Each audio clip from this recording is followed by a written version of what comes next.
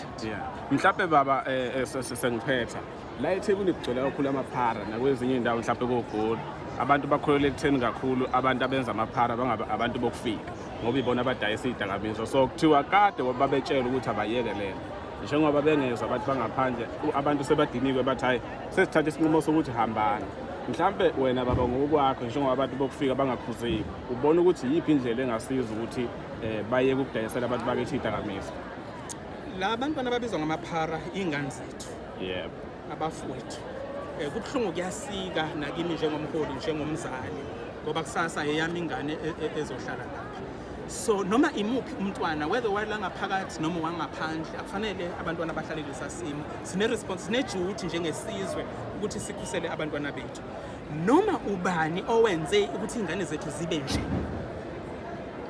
umthetho ufanele udlale indima yakhe so engakufuni ukuvuma yilokuthi sizenza ngathi simsulwa mina I know of abantu bala eSouth Africa abadayisa insango abadayisa ama drugs emalokishini imizi yabo iyaziwa abantu bala eSouth Africa and lama drugs amanye aqhamuka angena olwandle angena kuma port uma national key point whether through airports noma kuma hub sithune sithini ngama porous borders whether in a form of ama airports noma ama border so ngithi ke ukuthi abantwana bethu babulawe ama drugs intembi ebuhlungu asihambisani nabo sithi adilwe nabantu abenza lokho whether they are South Africans or not iphutha esilenzayo is to assume or maybe is to say ama drugs African nabantu bangaphandle amanye we know ukuthi they are manufactured here in South Africa so sithi ke ama drugs and it must be dealt with decisively ngomthetho whether it's South African odayisa i-drug noma umuntu wangaphandle so asingazenzi imsulu ngoba bazohamba engabe sinesho ukuthi mase bahambile asezokuba nabo utshwala asezokuba nawo ama-drugs it's not true asilikhulumeni iqiniso singadrive inzondo asingadrive inzondo noma ngabe asibafuni nalelinye iqiniso lokugcina kufanele silasi baganene labantu bashade kunengane esingafuni ukusho lutho ngazo zisesikoleni njengamanje makuthiwa bahambe sithini ngabantwana basesikoleni bazalwa i-South African nomuntu wangaphandle labantwana sithini ngabo.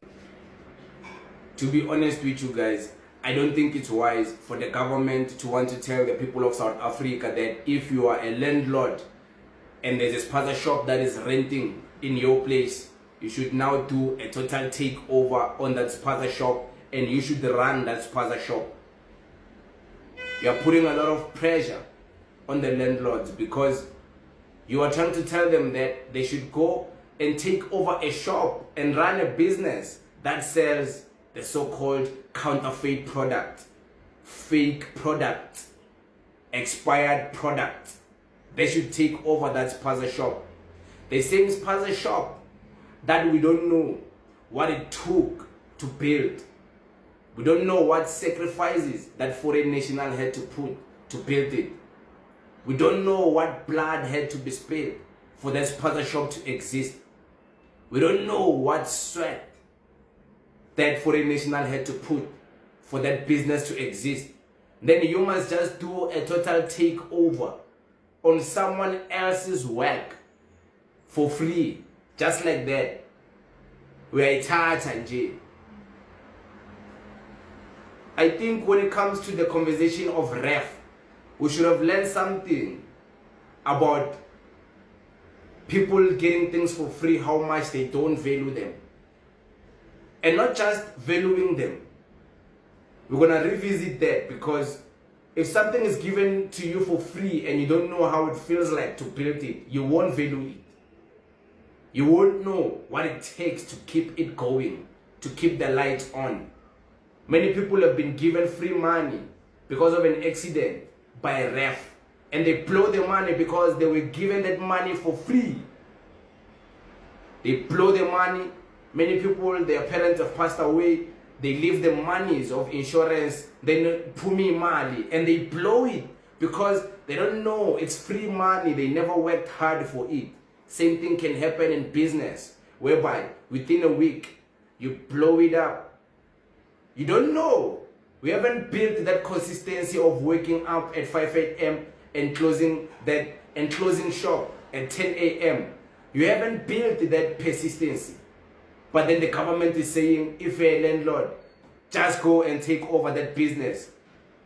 Are we ready for a total takeover? Or maybe we should start from scratch. We build our own things. We paint with our own colors. We put our own equipment. We buy our own stock. Not fake stock. Not counterfeit product. That way, you will know how it feels like to work hard to start a spaza shop.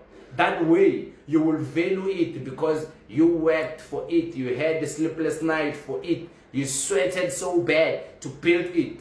So you will make it work by any means. But taking someone else's work, whether they are a foreigner or not, taking someone else's work for free, just like that. You don't know where they stock, how they stock, what deals do they have. You don't know who they owe.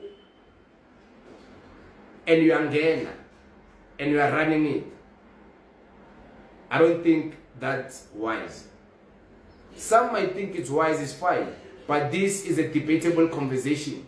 You know, it's not a conversation about who's right or wrong.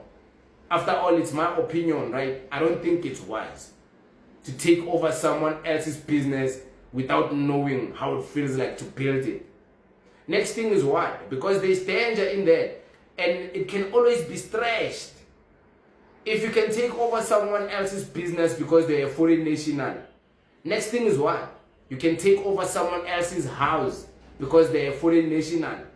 Next thing is what? You can take over someone else's wealth, someone else's bank cards because they're a foreign national. Next thing is what? You can take over someone else's clothes, someone else's cars, properties because they're a foreign national. There's danger in that because once you start by saying you can take over someone else's business without them having to sell it to you, you are taking it for free. Then many other things could be taken from foreigners for free. Cars could be taken, houses, clothes for free. Because you have opened that door of giving people the thought that because it's owned by foreigners, you can go for it. So, will you value it if it's given to you for free? Will you value the shop, the business, the spaza shop? Will you sell that stock that you found there, or you would restock your own things? Do you want to sell the same counterfeit product we're always complaining about? Do you want to sell the same fake product, expired goods that people are always complaining about? Or maybe the only wise decision would be to just take over the store, as in like the room. The room. Let the foreigner go with his stock, go with his equipment, go with his fridges. Or if maybe you have enough money, buy the equipment, buy the fridge. At least spend on it so you can value it. Because if it's just given for free, you will destroy it so bad. You will destroy it. Buy the fridge, buy the foreigner out and tell him you can only buy the room, you can only buy the equipment, he must leave the cameras. Pay him out, buy him out and tell him to go with his stock. You go buy your own stock because you don't want to sell the same products people are complaining about. So go and stock your own things and operate business. That way, you would have sweated for it. You would have spent something for it. And you will value it. You will know how much it took to build it. So I think that would be the only sound option than to take izinto zabantu just for free, just kanjalo nje. You don't know ukuthi batshaleni kuphi. You don't know ukuthi bathwele kanjani to keep that thing going. When uyangena uyothatha izinto awazi ukuthi ebusuku kuyehla inyembezi ezinjani. You don't know ukuthi yo guys, be careful of taking things for free. You don't know. At least buy things. At least buy people out. But yeah, we'll see as time progresses how this thing goes. But it is what it is.